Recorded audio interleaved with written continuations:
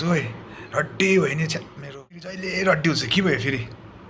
रड्डी के चाहिँ भयो फेरि यो म्याट फेरि जहिले रड्डी भयो हुँदै आउँछ के भयो त्यो म्याक्स अस्ति के हो म तँलाई भन्थेँ नि कि सपना देखेको थिएँ एसएनटी जाउँ न मसँग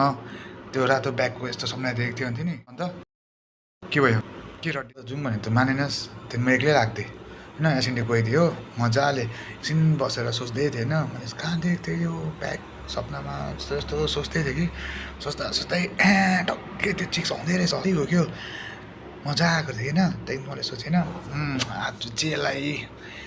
प्रमिस डे पनि हो हल्का तुक्का सुक्का गरिदिन्छु पठाइदिन्छु सोचिरहेको थिएँ होइन 14 फेब्रुअरीको लागि ठिकै गरिदिन्छु भनेर कि म्यान प्याका कस्तो भयो भन्न म्यान त्यसले धेरै अन्त 14 फेब्रुअरी रमाइलो हुने रहेछ अन्त के भयो अन्त त्यही त त्यही टाइममा चाहिँ फेरि ठिकै त्यसको आमाको त्यो एक्स आइदियो होइन देख्यो फेरि टेन्सन त्यहाँदेखि त्यसले टक्कै आएर हो म्याट के गर्दैछौ तिमी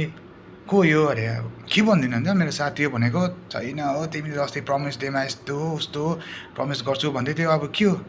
त्यहाँदेखि त्यो पनि प्लात्तै यो पनि प्लात्तै रड्डी भइदियो नि छ्या यसपालि छैन रहेछ मेरो लाइफमा 14 फेब्रुअरी पाइप पक्रेर बस्नुपर्छ है त्यो रड्डी भयो